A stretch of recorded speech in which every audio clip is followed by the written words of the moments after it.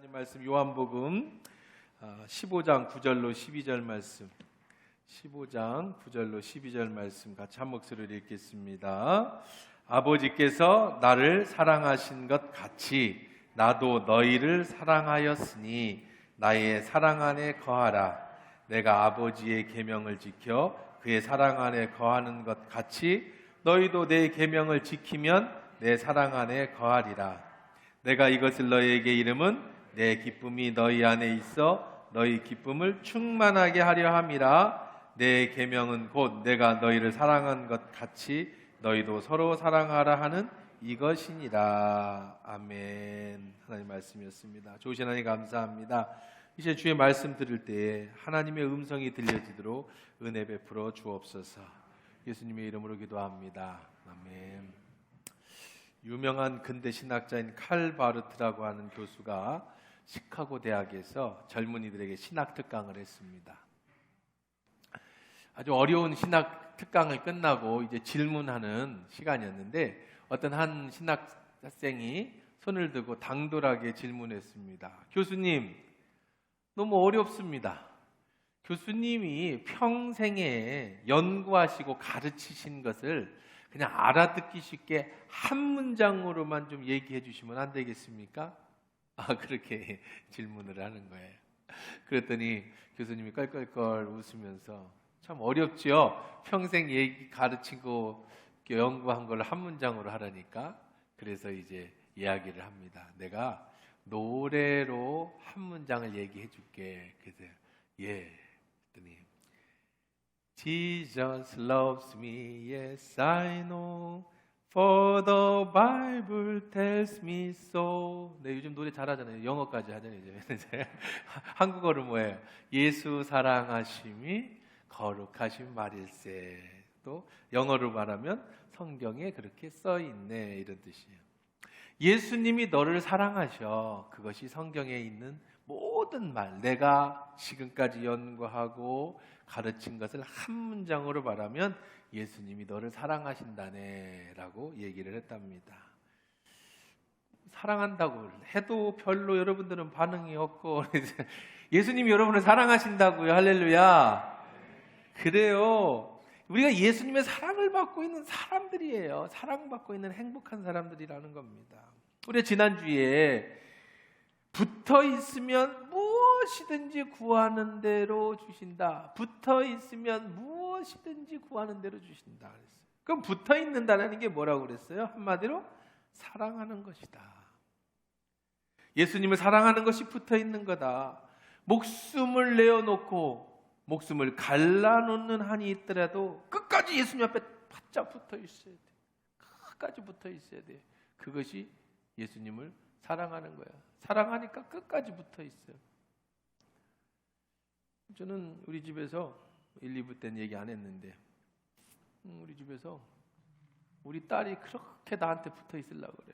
내 팔만 콕 붙잡고 치매만 가면 난 진짜 제일 행복한 것 같아. 요즘에 23살 넘은 딸이 그냥 아빠 옆에 콕 붙어갖고 별로 없잖아, 그렇죠? 우리 집에 가면 우리 그냥 맨날 아빠하고 놀자고 하고 막 귀찮다고 그러면 그래도 막 붙잡고, 왜 그런지 모르겠어. 남자친구가 없으니까 그냥 막 나만 붙잡고, 그러다가 실망하는 순간 이제 완전히 무너지겠지. 어쨌든 사랑하면 자꾸 붙어 있고 싶은 거야. 사랑하면 자꾸 옆에 가 있고 싶은 거죠.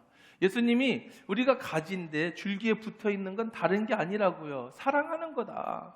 자, 그런데 또 문제가 있어요. 그럼 사랑이 예수님을 어떻게 사랑하는 겁니까? 예수님은 눈에 안 보이잖아요. 아빠는 눈에 보이니까 붙어서 사랑한다고 하지만 눈에 안 보이네. 남녀가 사랑할 때 안 보이는데 어떻게 사랑을 해? 그래서 예수님이 이렇게 말씀을 하십니다. 우리 10절입니다. 시작. 내가 아버지의 계명을 지켜 그의 사랑 안에 거하는 것 같이 너희도 어떻게 하면 내 사랑 안에 거하는 거래요? 내 계명을 지키는 것이 곧 내 사랑 안에 거하는 것이다.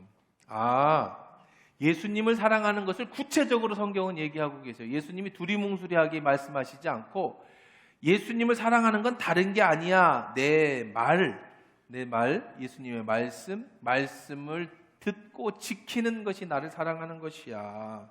예수의 계명을 지키는 것이, 예수님을 사랑하는 것이, 나를 사랑하는 것이 곧 말씀을 사랑하는 것이다. 그런데 또 그러면은 또 질문이 생겨요. 아니, 예수님을 사랑하는 것까지는 알겠는데 말씀이 눈에 안 보여요. 서로 사랑하려면 눈에 보여야 사랑할 거 아니에요.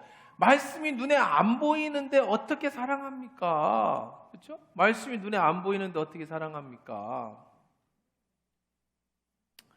그래서 예수님께서는 성령님을 보내주신 거예요. 성령님을 보내주셨어요.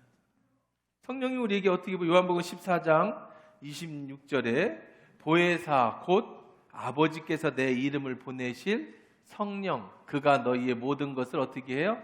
가르치고 너에게 말한 모든 것, 누가 말한 것, 예수님이 말씀하신 말씀을 어떻게 하게 하실 것이다? 생각나게 해주실 것이다. 할렐루야. 그게 예수님이, 자, 이게 아주 비밀인데요. 제가 아주 그 요한복음의 핵심 비밀을 말씀을 드릴게요. 말씀을 어떻게 사랑하는지, 눈에 안 보이는 말씀을 어떻게 사랑하느냐. 우리 요한복음이 이제 벌써 16장, 제가 아주 강해요. 어떤 때는 오늘 같은 경우는 이 사랑이라는 이것만 가지고 3주째 설교를 준비하고 있습니다. 붙어 있는 것만 갖고도 4주를 설교를 했어요. 아주 깊이 있게 요한복음을 들어가고 있는데 벌써 2년이 가까이 됐습니다. 초창기 설교 때 여러분 기억하십니까? 로고스 기독론이다. 그게 처음 요한복음 설교할 때 드렸던 말씀이에요. 태초에 말씀이 계셨어요. 말씀이 하나님과 함께 하셨어요. 그래서 말씀이 선지를 창조하셨죠. 그 말씀이 하나님의 말씀, 그 말씀이 눈에 보여지는, 사랑할 수 있는 존재가 되는 육신으로 이 땅에 오신 분이 누구다? 예수 그리스도다. 그래서 로고스, 성육신의 기독론에 대해서 설명을 드렸습니다. 말씀이 육신되어 오신 그분이 누구라고요? 예수님. 그러니까 말씀이 육신되어 오신 예수님을 사랑할 수 있었어요. 제자들은요. 그 당시 예수님을 따르던 사람들은요. 어떻게 사랑할 수 있어요? 눈에 보이니까. 예수님이니까. 사람이니까. 말씀을 사랑하기는 힘들었어. 왜? 눈에 안 보이는 말씀을 어떻게 사랑해요? 무슨 외계인을 사랑하는 겁니까? 말이 안 되잖아요. 사랑하려면 아빠의 형상이 있든지 남자의 형상이 있든지 여자의 형상이 있어야 사랑하는 거지. 형상이 없는 말씀을 어떻게 사랑해요? 근데 그 말씀이 사랑할 수 있는 육신을 입고 오셨다고요. 그분이 누구예요? 예수님이에요. 로고스 기독론. 그게 요한복음의 시작입니다. 그래서 제자들은 말씀이신 예수님을 사랑했어요. 그 예수님을 위해서 죽을 수도 있었어요. 자, 그런데 말씀이 육신되어 오신 예수님이 저와 여러분을 위해서 이제 곧 십자가에서 죽게 되시겠죠? 그걸 그 전에 지금 마지막 강화잖아요. 예수님 십자가에서 죽으시고 다시 부활하신 다음에 오셨던 곳으로, 말씀으로 계셨던 하나님 곁으로 가셨어요. 그러니까 우리는 사랑할 수가 없는 거예요. 또 왜? 그 당시 사람들은 육신을 가진 예수님이니까 사랑했지만 그 육신을 가지신 예수님이 부활해 버리셨단 말이에요. 그럼 또 다시 없어졌어요. 그래서 예수님이 요한복음 16장까지 오면서 뭐라고 말씀하시는 거예요? 내가 누구를 보내주겠다? 성령을 보내주겠다.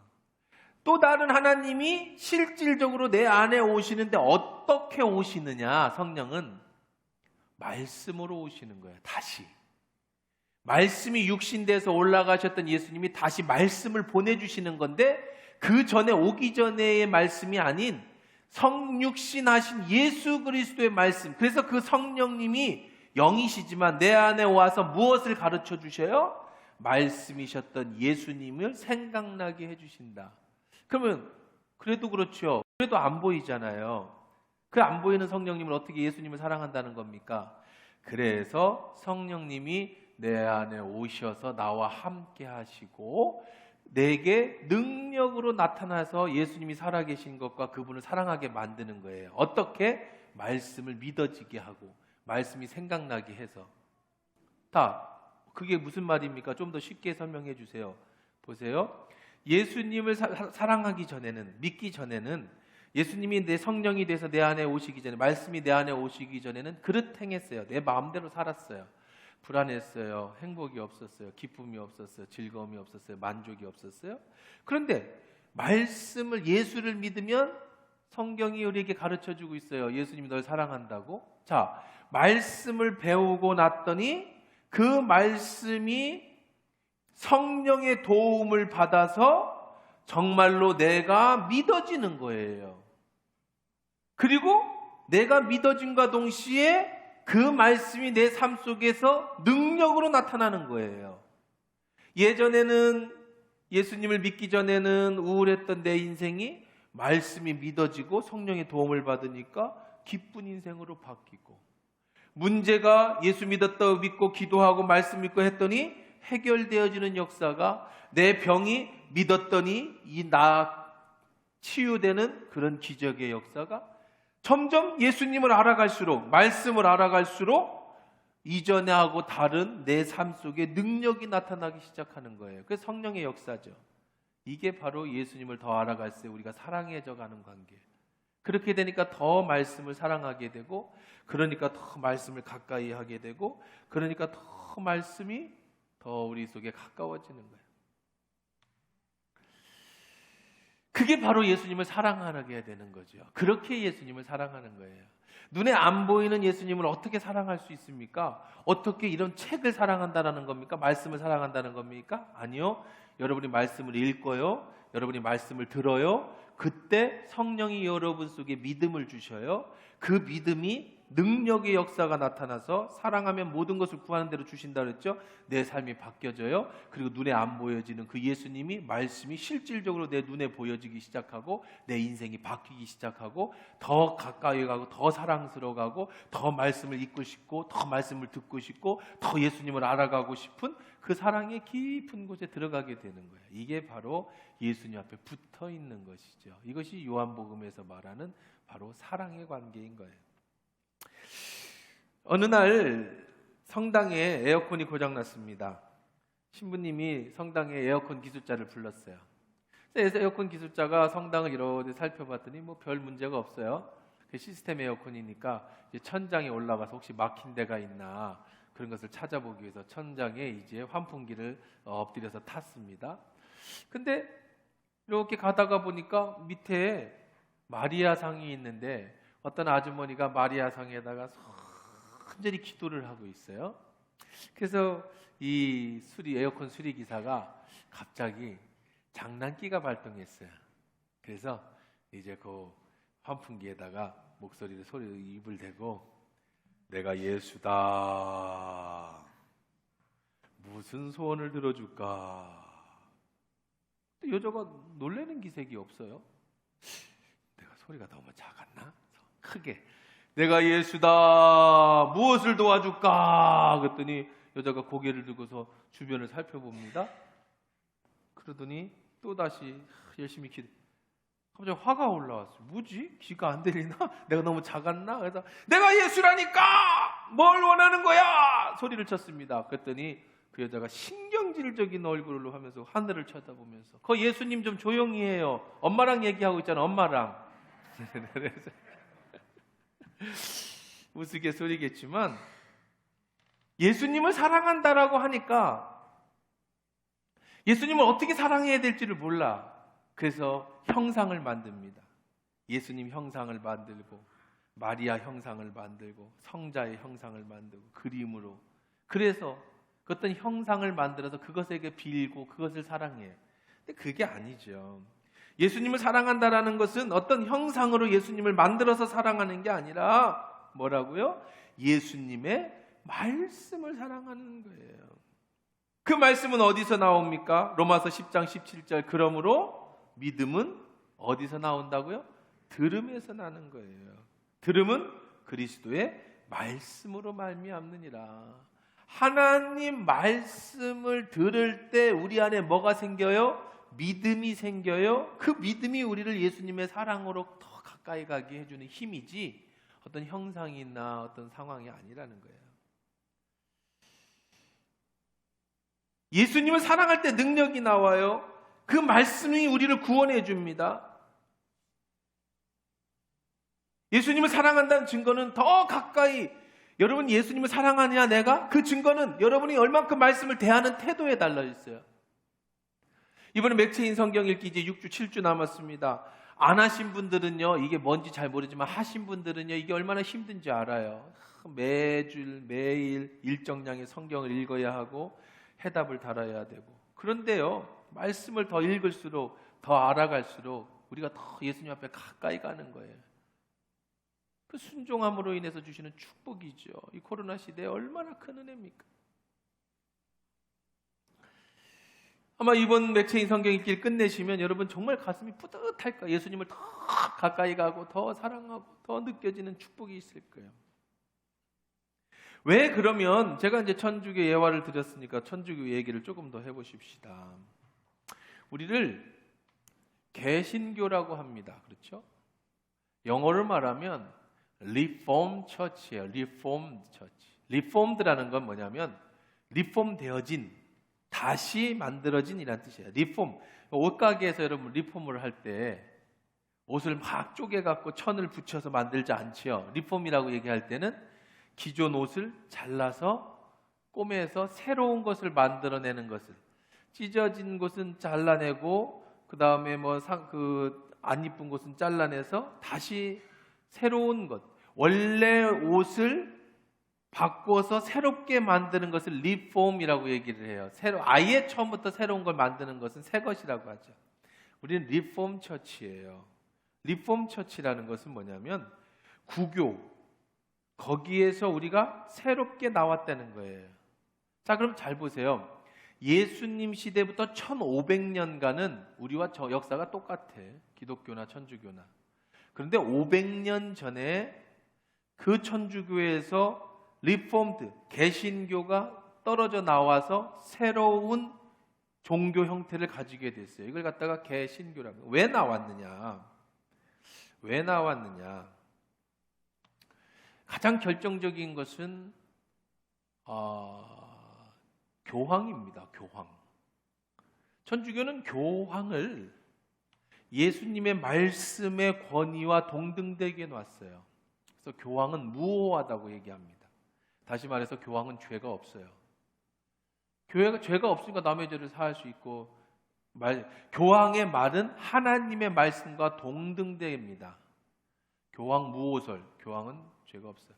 그래서 옛날에 교황이 갈릴레오 시대에 지구가 네모나다고 교황이 얘기했는데 둥글다고 얘기해가지고 많이 죽였어요.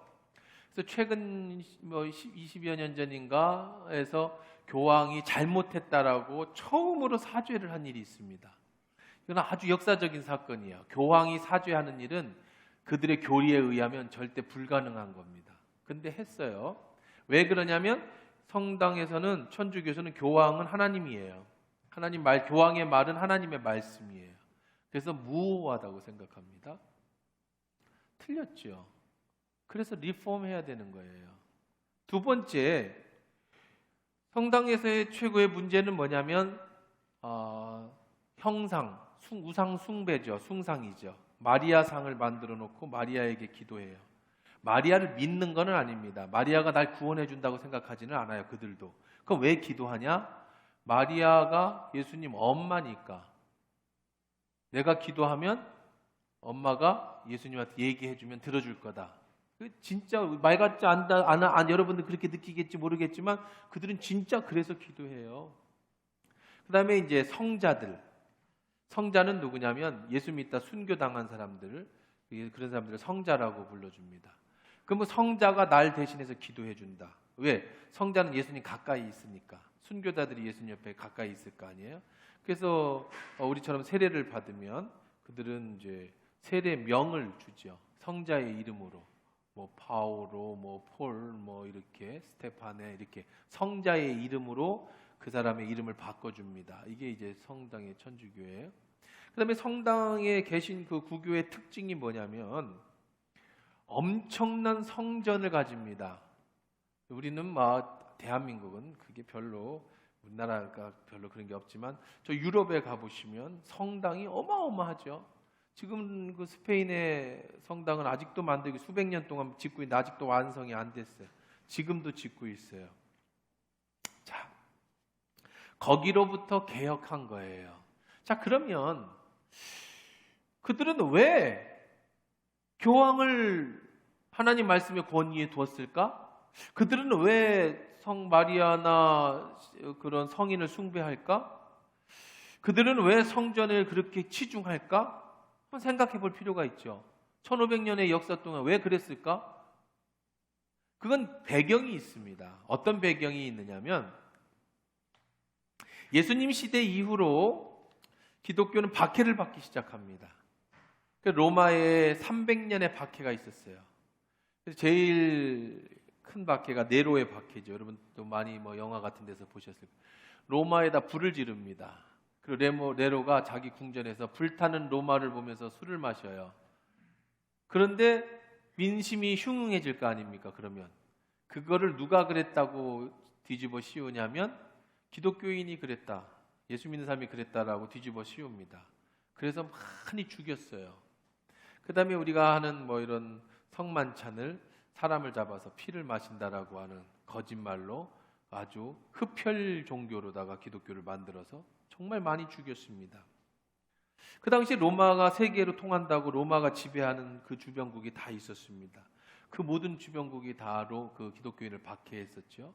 근데 신기한 거는 기독교인은 박해를 받으면 받을수록 더 번져나갑니다. 불이 막 타오르기 시작해요. 그들은 성경에도 나와 있지만 초대교회에서 모이기에 힘쓰는 사람들, 그들은 모이면 말씀 듣고 모이면 성경 읽고 그 당시에 있던 복음서, 그리고 모이면 기도하고 흩어지면 전도하고, 그러니까 도저히 막을 수가 없어요. 그래서 이 터키 같은 데 보면 대란구유 쪽에 그쪽에 가보면은요, 사람들이 기독교 로마를 박해를 피해서 땅을 구멍을 파고 들어가 지하 도시가 있어요. 지하 9층인가 7층까지 깊이 땅을 파고 들어가서 우리하고 좀 흙이 달라서 이렇게 파고 들어갈 수 있어요. 그래서 거기에서 그들이 예배를 드렸어요. 밤에는 거기서 예배 드리고 낮에는 거기서 있고 밤에는 몰래 나와서 전도하고. 그 다음에 로마에 가면 카타콤, 동굴 속으로 숨어 들어가서 복음을 전하고 거기서 생활을 하게 됩니다. 그런데 그러면 그럴수록 로마가 박해하면 박해할수록 더 퍼져나가는 거예요. 그러다가 313년에 콘스탄티누스 황제죠. 황제가 꿈에서 십자가를 보게 되고 그의 이제 어머니가 그리고 그 황실까지 복음이 들어간 거예요. 그래서 그 꿈을 해석해 주면서 기독교를 칙령을 내립니다. 무슨 칙령을 내리냐면 밀라노 칙령이라고 그래서 그날부로 기독교를 정식 종교로 인정하고 박해하지 못하게 하는 칙령을 전 세계에 로마가 지배하는 나라에 내려요. 그러니까 지하에 있던 기독교인들이 다 수면으로 올라왔어요. 더 부흥이 됐죠. 더 놀라운 일들이 막 기적이 일어나고. 그런데 이게 오히려 악이 됐어요. 축하해야 될 일이었는데 편해지니까, 박해가 끝나니까 사람들이 더 잘 믿어야 되잖아요. 근데 인간의 죄는 그렇습니다. 죄성은 그래요. 대부분 우리도 간증해보면 어려울 때 예수님 만나잖아요. 등 따숩고 배불러지니까 이제 자유가 오니까 그 선조들이 목숨 걸고 지켰던 말씀, 그리고 그들이 전했던 전도가 필요 없어졌어요. 소용 없어졌어요. 기도할 필요가 없어졌습니다. 사람들이 다 교회로 몰려들었어요. 왜냐하면 성공하려면 교회로 와야 돼요. 교회를 떠나서는 그들이 생활을 못하게 됐습니다. 그러니까 무슨 문제가 생겨요? 가장 큰 문제는 사제들이 타락을 합니다. 지금도 그래요. 제가 신학교를 들어갈 때 30년 전에는요, 신학교가 삼성전자 들어가는 것보다 어려웠어요. 7대1, 10대1 그랬어요. 대학원이. 아예 숙식을 거기서 하면서 재수해도 못 들어가는 사람들이 태반이에요. 그러다가 지금은요, 신학교 몇 개월만 공부하면 다 들어가게 됐어요. 왜? 없어요. 젊은이들이 신학을 안 합니다. 젊은 목회자들을 만나기가 어려워요. 왜? 옛날에는 목사님 그러면 대접받고 존경받고 교회에서도 그렇게 되던 시절에는 젊은이들이 그런 모습을 보면서 나도 목사님 돼야지 하고 많이 꿈을 꿨어요. 은혜도 받던 시절이었지만, 근데 지금은 뭐 기독교가 세상에 손가락질 당하고 목사님이라고 해도 크게 사람들한테 뭐 인정받지 않는 시대가 되니까 젊은이들이 안 가는 거예요. 엄마들부터도 옛날에는 자기 아들 목회자 만드는 게 평생 소원이었던 분들이 많았는데 지금은요, 목회한다 그러면 집 나가라고 그러죠. 열심히 가르쳐 줬더니 네가 지금 신학교를 가냐고. 그런 시대가 됐어요. 신학교는 아예 지방 신학교는 다 문 닫을 시경에 이르렀고, 이제 뭐 다른 교단은 이제 통폐합해 버려요. 신학생이 아예 없어. 우리 교단도 뭐 지금은 뭐 거의 뭐 누구나 다 들어갈 수 있는. 왜 그렇게 됐어요? 재미가 없거든요. 거기 나와도요. 별로 노후가 보장이 안 되고 삶도 누가 이 박봉받고 어려운 일을 하고 있습니까? 그런데 대접이 좋으면 어떻겠어요? 몰려들겠죠, 사람들이. 그때가 그냥 막 다 신학교로 몰려드는데, 그러면서 문제가 생기는 거예요. 성직 매매를 합니다. 왜냐하면 권력이 교회로부터 나왔어요. 정권과 교회가 합해졌어요. 그래서 사람들이 성직을 매매합니다. 성직자가 되면 돈과 명예와 권세를 한 번에 얻을 수가 있었습니다. 그 유명한, 여러분들 한번 인터넷에 한번 찾아보시면 좋을 카노사의 굴욕이라는 게 있어요. 이게 뭐냐면 로마 황제가 교황에게 가서 사죄를 하는데 맨발로 한겨울에 3일간 빌었다라고 하는 게 카노사의 굴욕이에요. 교황의 권위가 황제보다 높아진 거예요. 교황이 황제를 임명하는 시대가 돼버렸죠. 그러니 어떻겠습니까? 사제들의 권위가. 그러면서 그들이 가장 큰 실수를 저지릅니다. 이게 종교개혁해야 될 가장 큰 원인이 뭐냐면 성도들을 문명화시키는 거예요. 하나님 말씀을 못 읽게 하고 못 보게 하는 겁니다. 왜냐하면 이 말씀을 사제들의 고유 권한으로 가졌어요. 이름은 좋아요. 함부로 성경을 대하지 못하게 한다. 그래서 이 성경은 라틴어로 적혀 있습니다. 아람어, 히브리어, 헬라어로 적혀져 있는 성경이죠. 이게 라틴어로다가 번역이 돼서 라틴어 성경이 있어요. 라틴어 성경, 헬라어, 히브리어 성경인데 나중에 라틴어 성경이 나왔습니다. 이 라틴어 성경은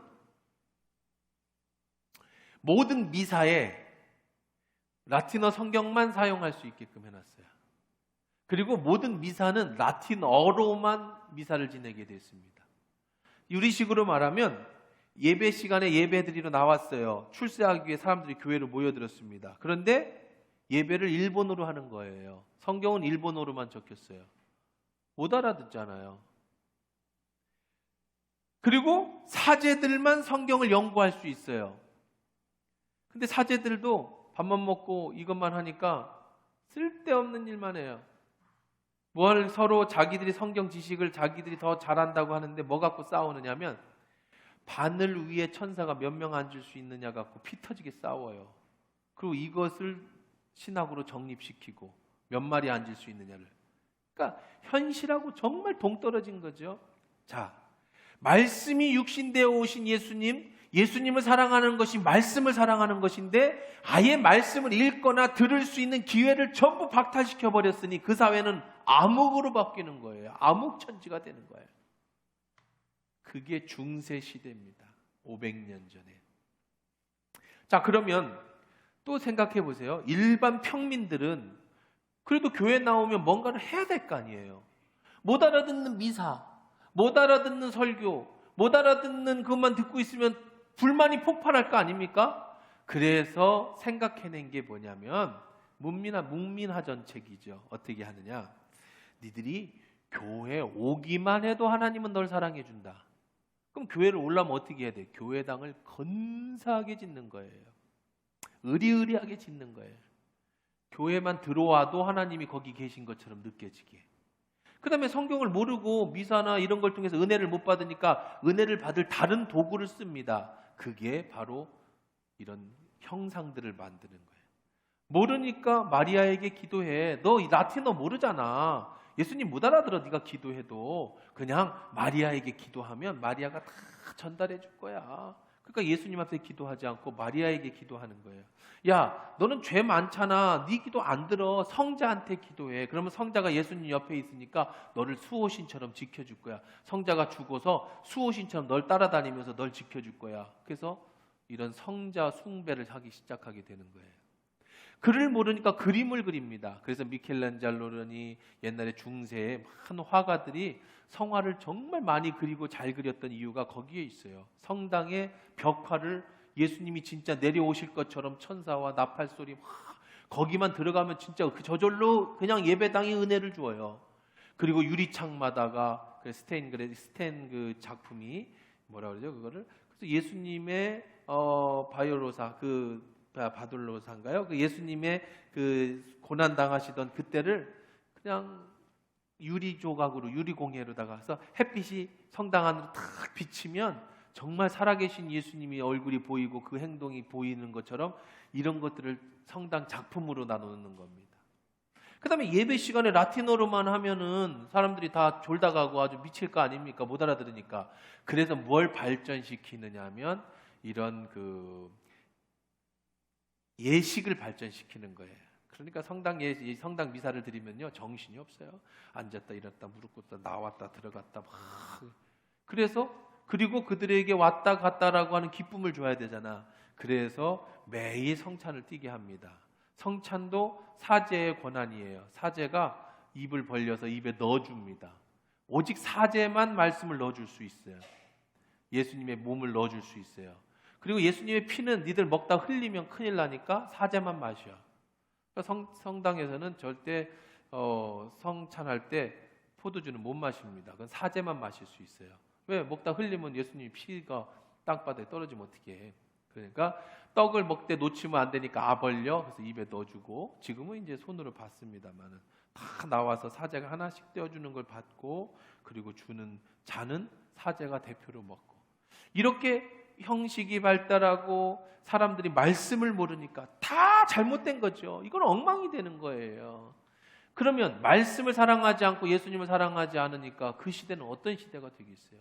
자, 그러다가 사람들이 막 마음이 다 떠날 거 아닙니까? 하나님에 대해서 막 부정, 부패, 성직, 매매, 막 이게 막 권력, 그 권력으로 막 억압을 하고, 그러니까 민심이 폭발할 지경에 이르렀어요. 그때 야, 이거 잘못된 거다라고 한 사람이 나타난 거예요. 그게 마호메트라는 사람이에요. 마호메트. 돌아가야 된다. 옛날로 돌아가자. 근데 옛날로 돌아가는 시점을 예수님 시점으로 잡은 게 아니라 아브라함으로 잡아버렸어요. 아브라함 때로 돌아가야 된다. 그래서 창설한 게 이슬람이라는 걸 창설한 겁니다. 마호메트가 이슬람의 천사한테 이런 우리의 성경 같은 코란을 받고 그 다음에 아브라함의 아들 이스마엘이 우리의 조상이다라고 해서 이슬람을 창설했습니다. 사람들이 민심이 전부 이슬람으로 가버린 거예요. 그럴 수밖에 없는 게 성당 짓는다고 엄청난 세금을 숙탈해가고 권력의 이름, 종교의 이름으로 사람을 억압하고 짓밟았는데 그거에 항거한 이슬람이 세력이 생기니까 그걸로 사람들이 다 몰리죠. 한 번에 몰립니다. 그러니까 그것을 반대하기 위해서 전쟁을 치르는 게 십자군 전쟁입니다. 그 십자군 전쟁을 계속해서 우리의 구교들은 그런 식으로 몰아가고 문명화시키고 지금도 여러분 보세요. 그게 그대로 남아있어요. 교황, 지금도 교황은 하나님 말씀하고 똑같죠. 여러분 여러분 성당에 여자 신부 있는 거 보셨어요? 여자는 절대 신부가 될 수 없어요. 수녀만 되는 거예요. 수녀가 하는 일은 신부를 보조하는 일이에요. 신부를 위해서 수녀가 존재하는 거예요. 시스템이. 그리고 거기에 인권, 남성, 여성 이거 굉장히 그렇죠. 아주 그런데 거기다 이슬람까지 창궐하면서 폭발할 지경에 이를 때 500년 전에 종교 개혁이 그때 일어나는 거예요. 루터가 종교 개혁을 일으킵니다. 성전 문에다가 반박문을 갖다가 그 사제인데 루터가 사제였는데 반박문을 성전 문화대에다 때려 박아요. 핵심은 뭐냐? 말씀으로 돌아가야 된다.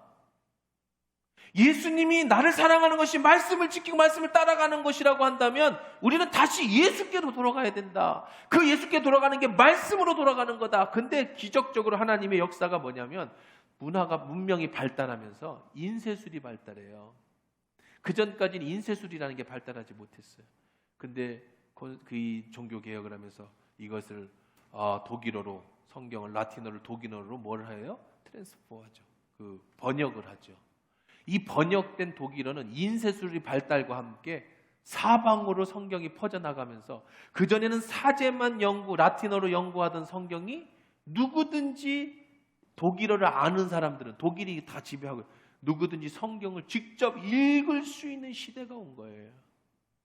그래서 다시 오직 믿음으로, 오직 말씀으로, 이 캐치프레이를 걸고 우리가 구교에서 벗어나고 따라온 종교를 세우는 게 아니라 리폼하는 거예요.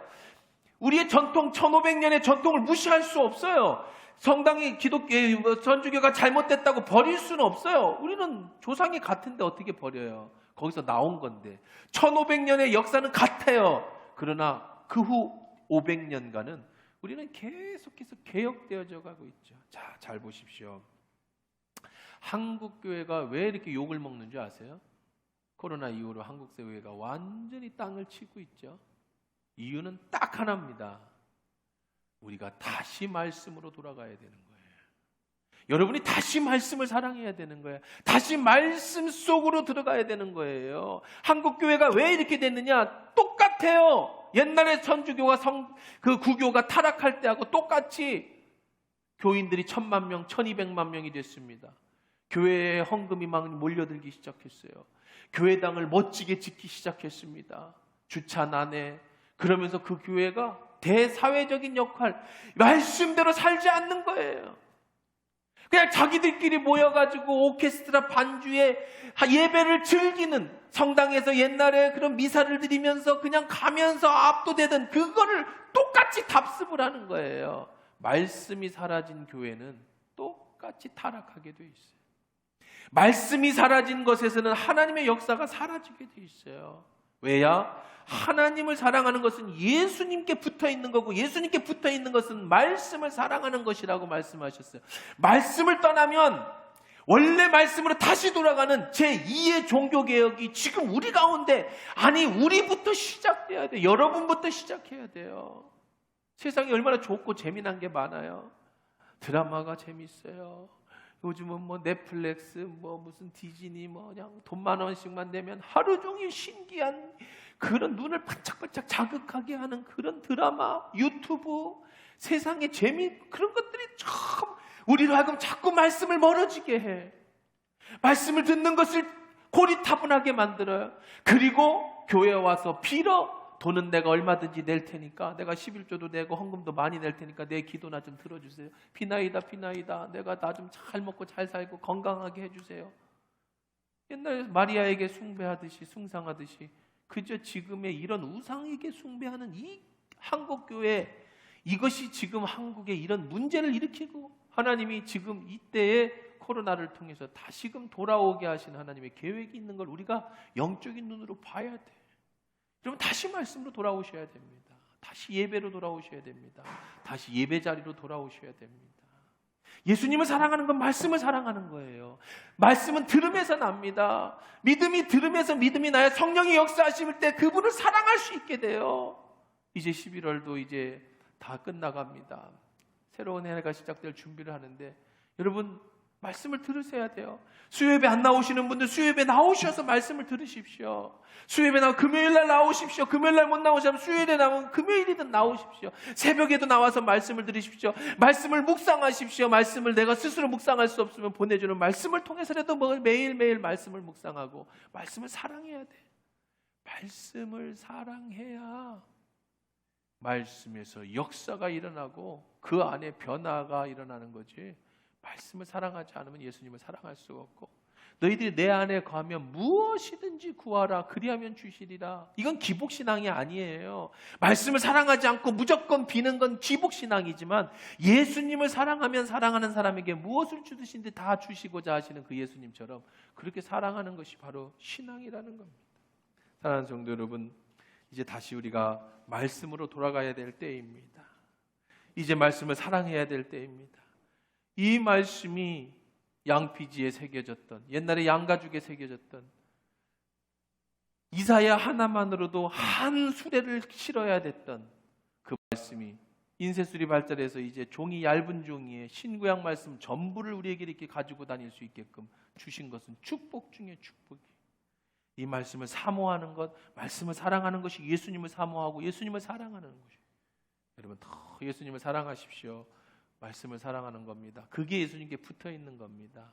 그럴 때 여러분의 삶에 기적의 역사가 일어나고 사랑하는 자에게 모든 것을 주시는 예수님께서 여러분의 필요한 모든 것을 넉넉하게 채워주는 은혜가 있을 줄 믿습니다.